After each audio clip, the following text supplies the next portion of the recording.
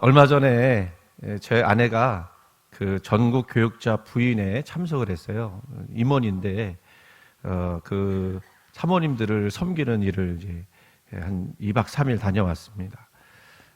제가 없는 동안에 제가 제 딸을 도와서 등교를 하도록 해주었습니다. 근데 아시죠? 10대 아이들. 요즘 10대 아이들은 그냥 화가 나 있는 것 같아요. 아침에 일어날 때는 더 화가 나 있는 것 같아요. 그냥 화가 나는 모양입니다. 더 자야 하는데 못 자서 화가 나는 것인지 아니면 아빠가 깨워서 화가 나는 것인지는 잘 모르겠어요. 어쨌든 이제 화가 나 있는 아이를 깨워서 학교에 이제 보내는데 여러 가지 생각이 드는 거예요. 그냥 화를 내니까. 생각에 한때 사춘기 때 지나가는 모습일 거야 생각을 그렇게 했는데도 그래도 또 제가 목사님 아닙니까? 그 아이를 좀 잘 가르쳐야 될 것 같다는 그런 강박이 좀 있어요. 그래서 이렇게 아무 이유 없이 아빠한테 화를 내고 엄마한테도 화를 내거든요. 그리고선 기분이 나쁜 상태로 학교를 가는 거에 대해서 저도 이제 화가 나는 겁니다. 우리 딸이 그러면 안 되는데. 그래서 화요일 아침인가는 제가 막 화를 냈어요. 너 그렇게 하면은 안 된다고. 왜 이유 없이 화를 내느냐고. 그러면은 안 된다고. 화를 냈어요.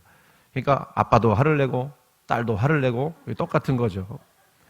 자, 그런데요, 그게요, 굉장히 에너지가 소비가 되더라고요. 그 감정적인 에너지가 소비가 돼요. 근데 우리 일상이 다 그렇지 않는가 싶어요. 에너지를 소비하면 소비했지 어디서 에너지를 얻는 일들은 별로 없는 것 같습니다. 목회자로서 저를 비롯해서 우리 성도들이 어떤 신앙생활을 하기 원하냐면 무늬만 성도가 아니라 정말 하나님과 동행하면서 하나님 하시는 일에 동참하여 그 나라와 그 일을 이루어 나가기를. 그래서 그 하나님 때문에 우리가 오늘 찬양에 그 가사 참 뭉클했는데요. 굳건히 서라. 하나님의 말씀은 능력의 하나님의 말씀이다. 이런 말씀이 있었는데 그걸 우리가 체험하면서 나가는 삶이 되기를 원합니다. 날마다 하나님의 역사하시는 일을 우리가 삶 속에서 발견했으면 좋겠어요. 그리고 하나님은 나를 사랑하셔서 나를 통하여 일하신다는 것도 발견했으면 좋겠어요. 그래서 우리가 세상에서 살지만 그 살아가는 동안 나의 삶의 방향과 목적을 온전히 깨달아서 헛되지 않은 인생 되기를 원합니다. 그런데 그런 바람과는 다르게 우리 삶은 하나님을 경험한다고 날마다 경험한다고 할 수 있을 만큼 역동적이지는 않은 것 같아요. 왜 그럴까 생각해 봐야 되겠죠. 분명 하나님은 나의 인생의 주인 되신다고, 그래서 우리를 선한 길, 생명의 길로 이끌어 주신다고 하는 걸 믿습니다. 그런데 그 믿음과는 다르게 그 동떨어진 삶이 이어질 때가 많다는 거죠. 매일 같은 수고를 해요. 매일 같은 어떤 일들을 반복하지만 어디서도 그 반복된 삶 속에서 야, 이거는 하나님이 하시는 일이다. 뭐 특별한 일이 생긴다든지 뭐 기적적인 일이 생긴다든지 그런 것들을 보면 하나님께서 일하신다는 걸 알겠지만 우리 삶은 참 평범하거든요. 그게 쉽지가 않습니다. 이런 생활 속에서 하나님은 어디서 경험할 수 있을까? 화가 난 우리 딸 그 마음에는 하나님이 일하실까?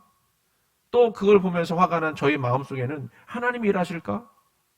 그런 질문을 하게 되는 거예요. 자, 오늘 말씀은 그거예요. 우리가 잘 아는 말씀이고 제가 보니까 작년에도 이 본문 말씀 가지고 말씀 나눴습니다만은 또 조금 그 방향이 좀 다르다고 보시고 같이 말씀 나눴는데, 자, 우리가 어떻게 하면 우리 삶 속에서 그 평범한 삶 속에서 하나님의 역사하심을 경험할 수 있을까? 그거를 질문을 가지고 말씀을 보았으면 좋겠어요.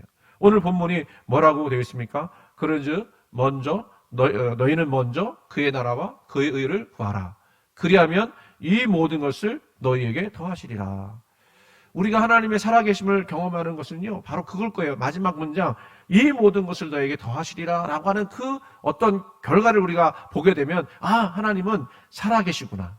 하나님은 내 인생 쪽에서 역사하시는구나. 오늘 그것을 깨닫게 될 줄로 믿습니다. 자, 그런데 그러면 우리가 알아야 될 게 있어요. 야, 뭘 알아야 될까? 그러면 그 하나님의 나라는 뭐고 하나님의 의는 뭘까?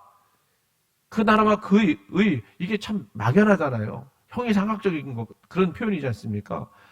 그거를 주석을 찾아봤어요. 찾아봤더니 더 어렵더라고요.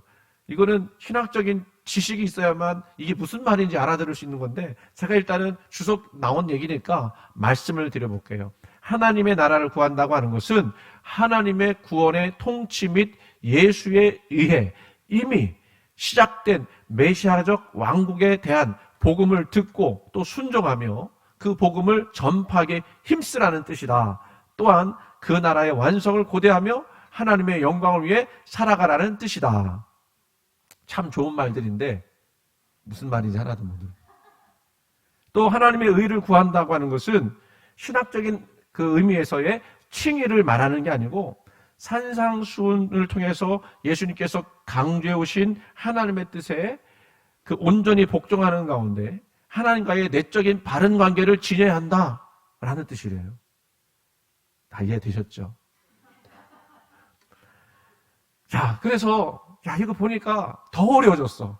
하나님의 나라를 그 의를 구한다고, 먼저 구한다고 하는 것이 더 어려워졌어요. 그래서요, 좀 쉽게 다가오도록 그런 해석한 그 성경들이 있지 않습니까? 제가 잘 보는 성경이 있어요. 메시지 성경, 유진 피터슨이라고 하는 분이 해석한 건데, 이분은 원어 그대로 그 해석한 게 아니고요. 오늘날 우리가 쉽게 그 본문이 뭔지를 이해할 수 있는 그런 내용들을 설명했어요. 그 부분을 이렇게 표현했습니다. 너희는 하나님의 실체가 되시고 하나님이 주도하시며 하나님이 공급하시는 삶에 흠뻑 젖어 살아라. 오늘 제목이 뭐예요? 하나님 나라에 흠뻑 젖어 사십시오. 그랬거든요. 그러니까 여러분, 하나님의 나라는, 그 의는 뭐냐면요, 하나님이 실체가 되시는 거예요. 하나님이 우리 삶 속에서 역사하시는 거, 그리고 주도하시는 거, 그리고 공급하시는 그 삶에 우리가 흠뻑 젖어서 사는 것이 하나님의 나라와 그 의를 구하는 것이 된다고 설명하고 있습니다. 자, 그렇게 하나님께서는 어쨌든 이건 좀 설명을 좀 이따가도 할 거겠지만 그 나라와 그 의를 구하라고 말씀하고 있어요. 그러면 왜 그 나라와 그 의를 구하라고 말씀하실까? 이거는 쉽게 말씀드리면요, 그동안 잃어버렸던 우리의 영적인 모습이 회복되라고, 회복을 이루라는 말씀과도 같은 겁니다. 자, 보세요. 하나님이 우리를 창조하실 때, 아담과 하와를 창조하실 때 하나님이 영광을 위해서 창조하셨죠. 그리고 그 영광 중에 우리가 하나님 사랑 안에서 그 하나님과 영원토록 교제하도록 창조하셨습니다. 그런데 그 에덴 동산은 그를 위해서 하나님의 나라와 의를 담는 그릇이 되었어요.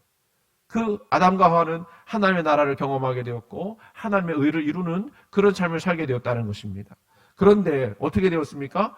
아담과 하와가 범죄함으로써 그 목적을 상실했어요. 하나님이 창조하신 목적을 상실했습니다. 선악과 따먹음으로써 거기서 쫓겨나 버렸죠. 그리고 그들에게 생긴 변화는 아주 구체적인 것이 하나가 있었는데 주권의 변화였습니다. 주권의 변화는 뭐예요? 하나님이 자신의 하나님과 주가 되지 않고 내가 나 자신의 하나님과 주가 되어버린 사건이 바로 범죄한 사건이에요. 그래서 범죄했다라고 하는 것은 여러분, 내가 무슨 살인죄를 저지르고 사기를 치고 이것만 범죄가 아니라 내가 내 삶의 주인이 되어지는 것, 그게 죄인 거예요. 그의 죄의 결과는 사망이죠. 어쨌든 그 존재의 목적이 상실하게 되니까 그 다음 나타난 현상은 뭐냐면요, 존재의 가치도 상실하게 되어버린 거예요. 존재가 자기 존재의 몫을 감당해야 되는 그거를 잃어버리니까 가치마저도 상실하게 된 거예요. 그러니까 여러분, 존재 가치를 상실해버리니까 어떤 현상이 벌어지게 되느냐면 행복함이 뭔지를 잘 몰라요. 행복한 것이 무엇인지 잘 몰라요.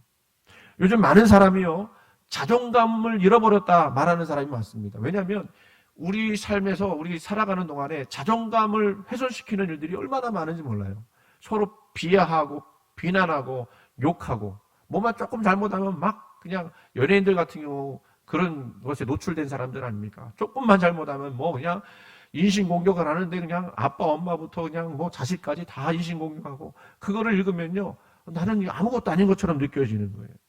그래서 그런 일들이 우리 연예인뿐만 아니라 우리에게도 드러나는 거예요.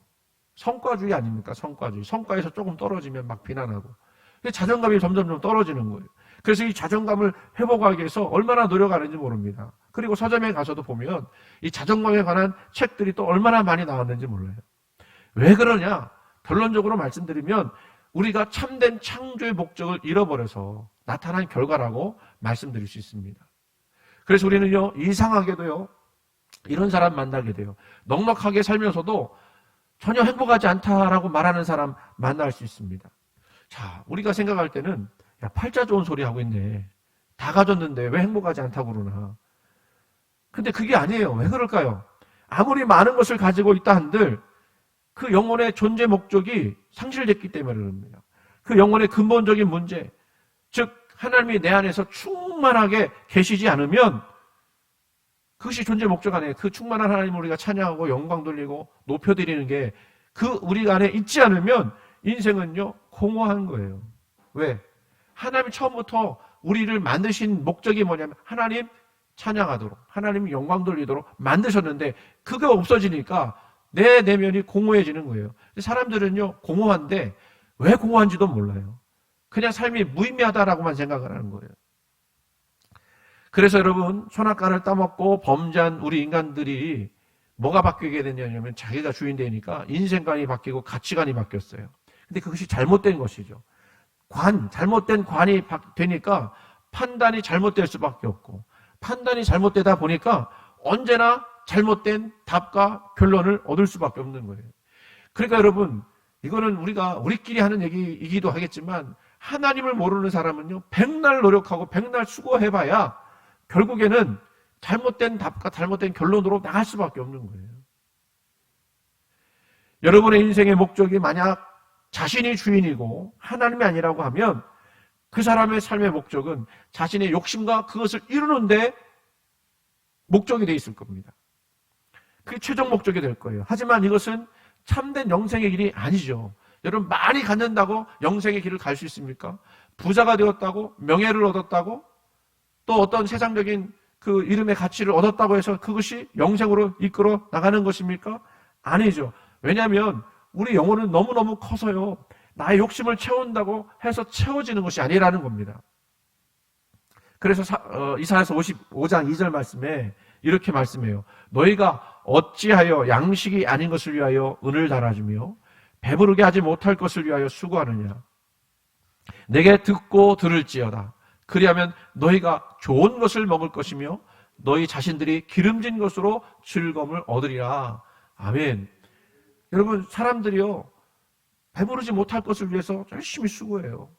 가만히 보면요, 자기가 다 갖지도 못하는데 그 다 갖지도 못하는 것을 위해서 열심히 수고하다가 그 자녀들에게 남겨주고 죽는 거거든요. 잠언해 보니까 그것도 헛된 거래요. 왜냐하면 그것 갖고 자녀들이 또 싸우니까. 그것들을 우리가 위해서 목숨을 거는 사람까지 있지 않습니까? 그러나 하나님은 그렇지 않다는 거예요. 그것 쓸데없는 거 하지 말고 정말 귀한 거 그것부터 하라는 거예요. 하나님께 와서 듣고 들을지어다. 그러면 우리가 영적으로 좋은 것을 먹을 것이고 기름진 것으로 즐거움을 얻게 될 것이다라고 말씀하고 있는 것입니다. 그래서 오늘 본문도 같은 의미의 말씀인데 오늘 본문 보니까 뭐라고 시작해요? 그런즉 하고 그 다음에 너희는 먼저 이렇게 시작을 합니다. 먼저라고 하는 것은 무엇보다 먼저 되어져야 한다는 그런 얘기죠. 그러면 먼저라고 하는 앞선 내용이 있을 것입니다. 그게 31절, 32절 말씀인데요. 뭐라고 되어 있습니까? 그리하여 염려하여 이르기를 무엇을 먹을까, 무엇을 마실까, 무엇을 입을까 하지 말라. 이는 다 이방인들이 구하는 것이라 너희 하늘 아버지께서 이 모든 것이 너에게 있어야 할 줄을 아시느니라. 아멘. 여러분, 사실 먹고 마시고 입는 것은 생존에 관한 내용이죠. 누구도 먹지 않고 마시지 않고 입고 살 수가 없습니다.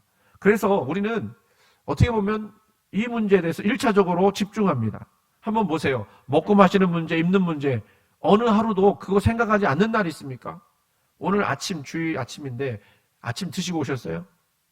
예? 근데 혼자 사시는 분은 뭐 내가 먹고 싶은 거 먹지만 여럿이 같이 사시는 분들은 음식 준비하는 분이 고민해요. 오늘 아침 뭘 줘야 되지? 뭘 줘야 이 인간들이 화 안 내고 잘 먹을까? 그 생각한단 말이에요. 입을 때도 마찬가지잖아요. 입을 때도 옷들이 많으니까 오늘은 이걸 입을까? 저걸 입을까? 그렇게 생각을 하지 않습니까? 물론 뭐 선택의 문제로 인해서 고민하는 것이지만 우리가 가만히 생각하면 먹고 마시는 문제, 입는 문제 이거 생각하지 않을 수가 없어요. 그런데 주님은 그럼에도 불구하고 이 1차적인 생존의 문제보다도 더 중요한 것이 있다는 것입니다. 그 우리를 교훈하는 거예요. 그 1차적인 것은 결코 우리의 생명을 풍성하게 하지는 않는다는 거죠. 그게 뭐예요? 바로 하나님 나라와 그 의를 먼저 구할 때 이 모든 것들이 의미롭게 채워지겠다라고 하는 거예요. 그래서 하나님이 그 인생들을 채우시는 인생으로, 다시 말씀드리면 하나님의 살아계심과 돌보심과 은혜 주심과 채워주심을 경험하는 인생 만드시겠다는 거예요. 저는요, 그 코로나 지나고 나서 계속 여러분한테 강조하는 거예요. 하나님을 여러분 실체로 만나자. 시체가 아니고 실체로. 그냥 막연하게 하나님 만난다고 예배 드린다고 그거 신앙생활 끝나는 것이 아니라 여러분의 삶 속에서 구체적으로 역사하시는 하나님을 만나기를 원하는 거예요. 그런 경험이 없으면 우리가 백날 신앙생활 해봐야 참 재미가 없어요. 여러분 여기 나오는 예배 드리러 나오는 것이 재밌고 흥분돼야 되는데 그러려면 어떻게 돼요? 하나님 만나서 하나님이 오늘 나에게 주시는 말씀들을 들으면서 그 말씀이 내 영혼을 새롭게 하고 다시 한번 용기를 내고, 오늘 우리 찬양도 참 우리에게 용기를 주는 찬양인데요. 찬양뿐만 아니라 기도하고 말씀을 들을 때 우리 속에 있었던 그 절망감, 낙심감, 그리고 열등감 이런 것들이 점점점 사라지고 우리 주님이 나를 돌보신다고 하는 그 자신감으로 믿음으로 서는 그런 역사들이 우리 가운데 있어져야 한다는 것입니다. 자, 그래서 이 부분을요, 그 아까 메시지 성경으로 다시 한번 읽어볼게요. 31절, 32절, 그거를 읽어드릴게요. 나는 지금 너희로 여유를 갖게 하려는 것이며 손에 넣는데 온통 정신을 빼앗기지 않게 해서 베푸시는 하나님께 반응하도록 하려는 것이다. 하나님과 그분의 일하시는 방식을 모르는 사람은 그런 일로, 이거 이방인이죠. 그런 일로 안달하지만 너희는 하나님을 알고 그분의 일하시는 방식도 안다. 무슨 얘기예요? 우리 삶이 반복되는 삶이고 또 보여질 때는 그냥 그런 삶이지만 그러나 하나님 이런 삶 속에서도 우리를 위해서 일하신다는 거예요. 그거를 이방인이 아니라 하나님 믿는 사람들은 안다는 겁니다. 할렐루야.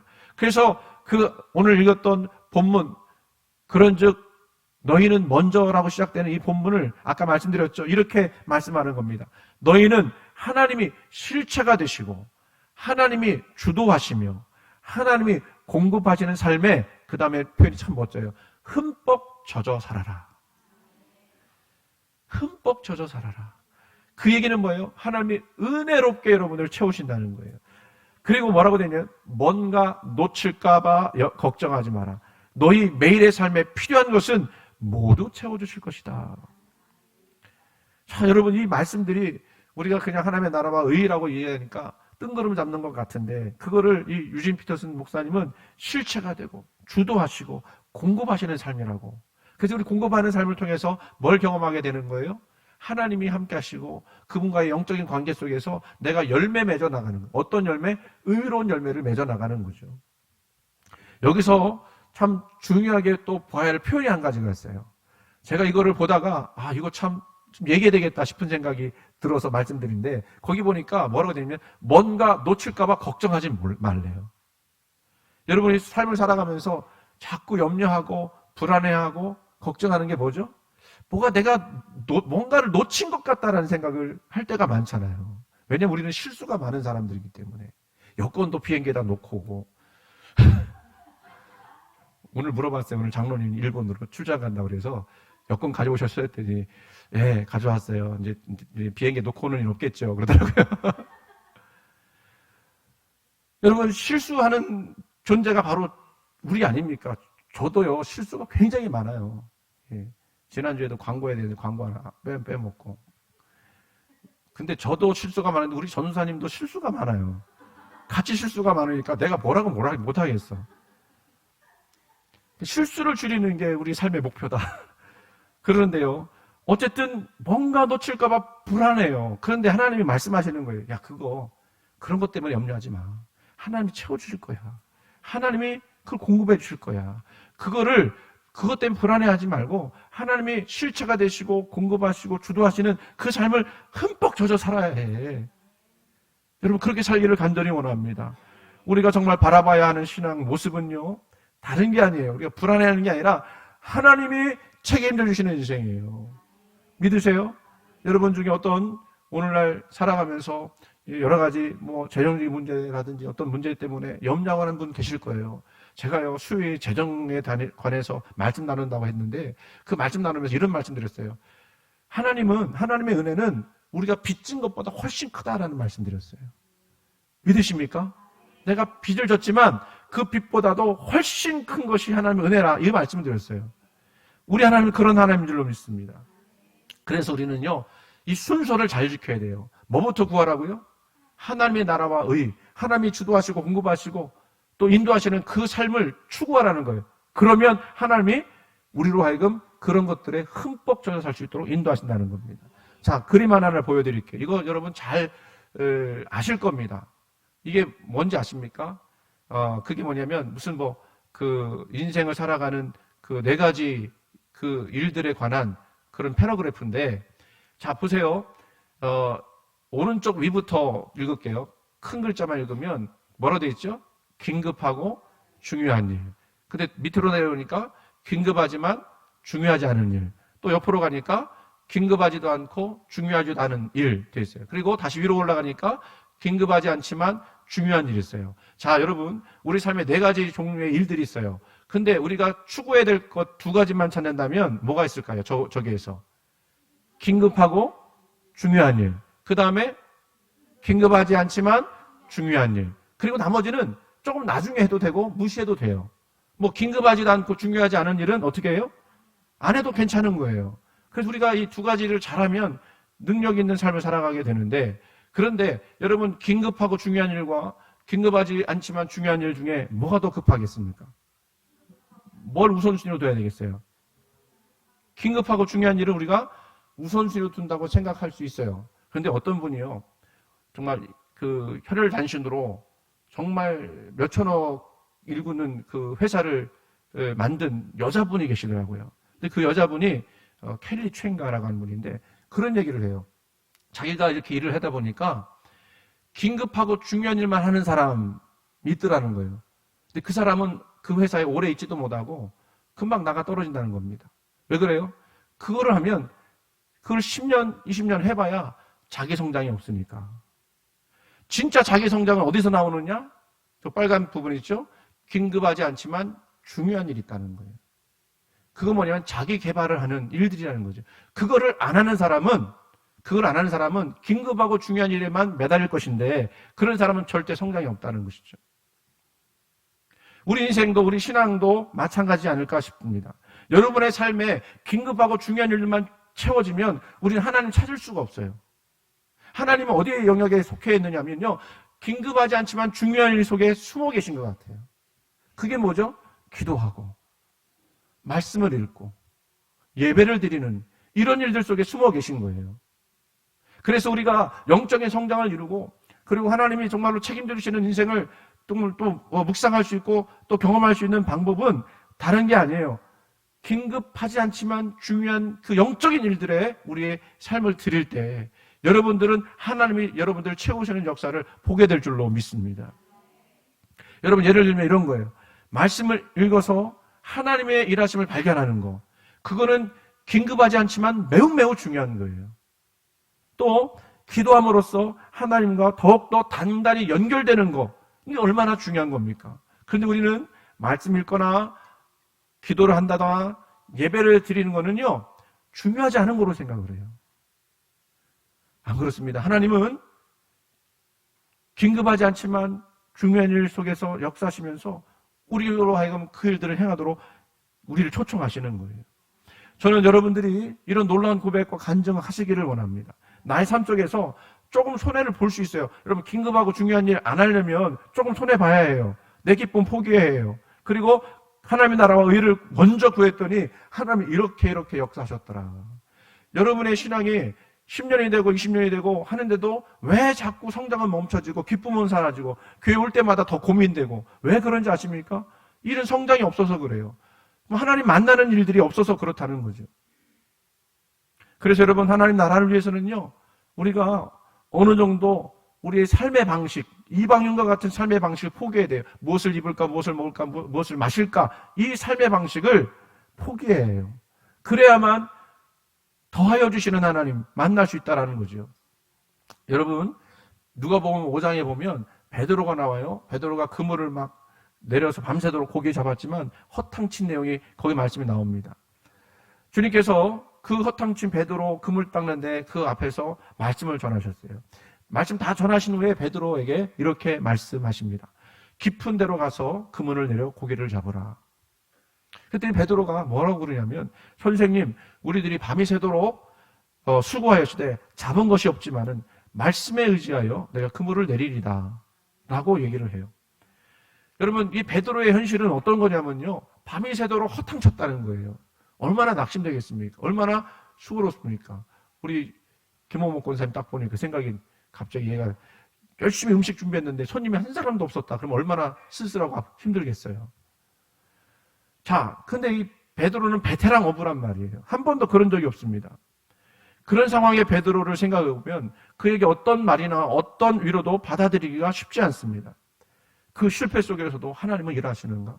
아니, 고기를 한 마리도 못 잡은 그 상황 속에서 하나님은 일하시는가? 근데 여러분, 가만히 생각해 보세요. 베드로가 고기 한 마리 안 잡은 것이 기적이 아닐까요? 기적이죠. 그 베테랑 어부가 고기를 한 마리 못 잡았다는 거 기적이에요. 왜냐하면 하나님이요, 고기를 한 마리도 못 잡도록 워이 하고서는 밀어내셨기 때문에 그래요. 왜요? 그러니까 여러분, 한 마리도 못 잡은 것 속에 하나님은 일하셨어요? 안 일하셨어요? 일하셨어요. 베드로는 알지 못했지만 하나님은 그를 구원하시고 그를 하나님 일꾼 만드시기 위해서 일하신 거예요. 그 베드로의 실패를 통해서 하나님이 일하신, 보여주신 작정이었죠. 그러나 베드로는 그것을 알 리가 없습니다. 실패감, 무력감, 낙심만 가득할 때에 순종하기가 어려웠어요. 그 순종이 쉬웠을까요? 내가 밤새도록 못 잡은 거 당신 다 봤지 않습니까? 근데 내가 말씀 의지해서 그물 내리겠습니다. 그렇게 순종해서 갔더니 어떤 일이 벌어졌다고 그랬어요? 그물이 찢어질 정도로. 그 한 마리도 못 잡았던 그 고기들이 다 어디 갔다가 그제서야 이제 잡을 수 있었을까? 자, 여기서 우리가 생각해 보는 거예요. 베드로는 어느 시점에서 하나님이 자기 인생 속에서 일하신다는 것을 깨달았을까요? 고기가 하나도 잡히지 않았던 그 시점일까요? 아니면 고기가 찢어질 정도로 많이 잡혔을 때일까요? 그는 아마 고기가 찢어질 정도로 많이 잡히게 된 그 시점에서 하나님이 내 인생 속에 역사하셨구나라는 걸 알았을 거예요. 그런데 그 역사하심을 경험하기 전에 베드로가 한 것이 있습니다. 구체적으로 말씀드리면 밤새도록 수고했지만 잡은 것이 없지만 말씀에 의지해서 그물을 내렸을 때부터 하나님이 역사하셨다고 볼 수가 있어요. 무슨 얘기냐면요, 제가 이 말씀드리고 싶은 거예요. 아무리 내 생각과 내 판단이 다르더라도 내가 하나님께 대해서 나의 그 오랜 동안의 경험과 지식을 다 버리고 생각과 태도를 변화시켜 하나님 말씀에 듣고 순종할 때, 그러니까 자기를 바꾸는 거예요. 자신의 경험, 상식을 따르지 않고 주님 말씀만 의지하겠다고 작정한 때예요. 그때 하나님 역사하시기 시작했다는 겁니다. 자, 여러분의 삶을 가만히 생각해 보세요. 여러분이 왜 하나님을 만나고 싶은데 만나지 못하느냐, 이런 질문을 할 때가 있을 수도 있습니다.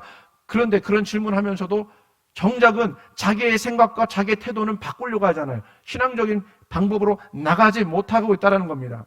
그냥 똑같이 생각하고 그냥 이방인같이 생각하고 똑같이 행동하려고 하니까 그 속에서 하나님이 더하시는 역사를 보여주실 수 있으시겠습니까? 안 되는 거예요. 그러기 위해서 우리는 때로는 하고 싶지 않지만 순종하고, 때로는 내 생각과 다르지만 따르는 거예요. 때로는 내 비용을 치료할 때도 있겠지만 그렇게 따를 때 하나님은 그 속에서 역사하셔서 우리가 알지도 깨닫지도 못했던 놀라운 일들을 우리 삶에 부어줄 줄로 믿습니다. 그러니까 여러분, 왜 하나님 내 인생 속에서 일하지 않으십니까? 이렇게 말하지 마세요. 여러분이 여러분의 생각과 태도를 하나님 말씀 편에 바꾸셔야 하는 거예요. 그래야만 우리는 하나님의 그 나라와 의에 흠뻑 젖어 살 수가 있게 되는 겁니다. 제가 우리 딸 얘기했습니다만 자주 화가 나는 상황에서 하나님은 어떻게 우리가 경험할 수 있을까요? 화를 내던 나의 모습을 그냥 유지한다면 저는 전혀 하나님의 나라와 의를 경험할 수 없을 겁니다. 저도 바뀌어야 되겠죠. 어떻게 바뀌어요? 화가 나지만 하나님 말씀대로 인내하며 참으며 우리 딸을 위해서 기도할 때에 하나님은 나의 눈에는 보이지 않지만 그 딸의 마음속에서 역사하시고 그를 인도하시고 그 위대한 인물로 바꾸어 주신다고 하는 그 사실을 언젠가는 보게 될 줄로 믿습니다. 그거를 보는 거예요. 그러니까 여러분이 사시던 그 삶의 모습, 뭐 잘못된 건 아닐 수도 있겠지만 하나님이 원하시지 않는 이방인의 방식이라면 그거 버리셔야 해요. 그리고 하나님을 온전히 바라고 온전히 의지하고 나가야 할 줄로 믿습니다. 이렇게 하나님의 말씀을 먼저 의지하고 순종할 때에 하나님을 경험하게 되는 거예요. 다른 길은 없습니다. 그 유익은 뭐라고 했어요? 이 모든 것을 너에게 더하여 주시니까 약속하신 겁니다. 저는 우리 해화교회가 코로나 지나고 나서 이 실체적으로 우리에게 다가오시는 하나님 정말로 개인 삶 속에서 만나기 원합니다. 그리고 간증되어지길 원합니다. 그리고 이 하나님이 나를 이렇게 사랑하셨다고 고백할 수 있기를 간절히 원합니다. 그게 뭐 큰 거 아니더라도 괜찮아요. 나 삶 속에서 도우시는 하나님, 내 생각대로 되지 않았지만 그 속에서 역사하신 하나님 만날 때에 우리는 그 경이로운 하나님, 그 놀라우신 하나님을 고백하게 될 줄로 믿습니다.